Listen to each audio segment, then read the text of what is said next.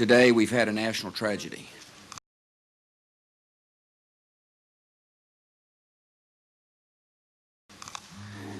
Two airplanes have crashed into the World Trade Center in an apparent terrorist attack on our country. I have spoken to the Vice President, to the Governor of New York, to the Director of the FBI, and have ordered that the full resources of the federal government go to help the victims and their families. A full-scale investigation to hunt down and to find those folks who committed this act. Good evening. Today, our fellow citizens, our way of life, our very freedom came under attack in a series of deliberate and deadly terrorist acts. The victims were in airplanes or in their offices. Secretaries, businessmen and women, military and federal workers, moms and dads, friends and neighbors. Thousands of lives were suddenly ended by evil, despicable acts of terror. The pictures of airplanes flying into buildings, fires burning, huge structures collapsing, have filled us with disbelief, terrible sadness, and a quiet, unyielding anger.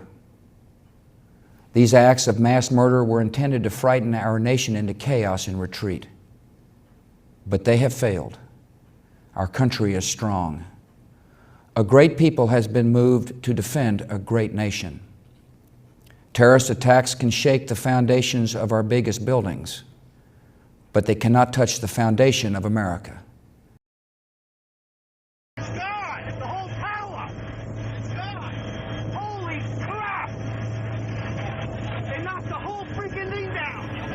These acts shatter steel, but they cannot dent the steel of American resolve.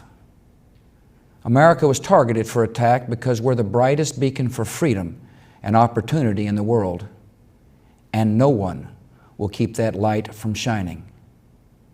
Today, our nation saw evil, the very worst of human nature, and we responded with the best of America, with the daring of our rescue workers, with the caring for strangers and neighbors who came to give blood and help in any way they could.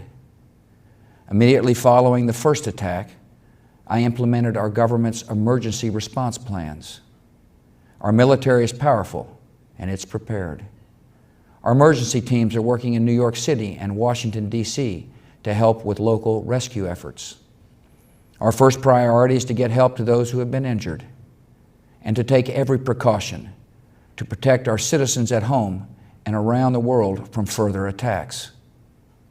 The functions of our government continue without interruption. Federal agencies in Washington, which had to be evacuated today, are reopening for essential personnel tonight and will be open for business tomorrow. Our financial institutions remain strong, and the American economy will be open for business as well. The search is underway for those who are behind these evil acts. I can report to the American people and to the world that the United States has conducted an operation that killed Osama bin Laden, the leader of al-Qaeda. I've directed the full resources of our intelligence and law enforcement communities to find those responsible and to bring them to justice.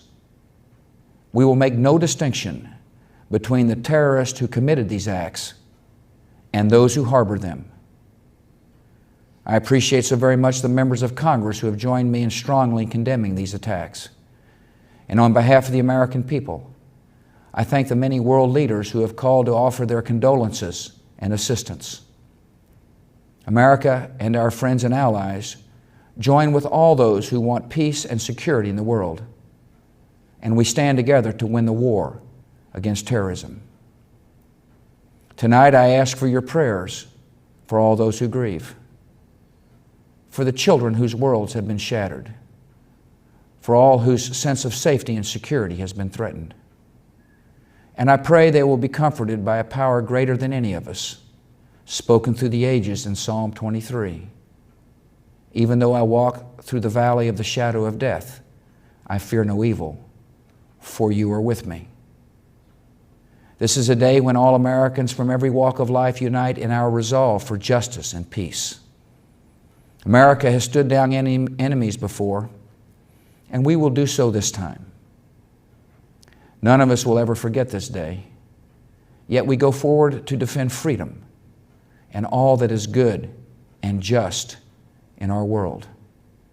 Thank you. Good night, and God bless America.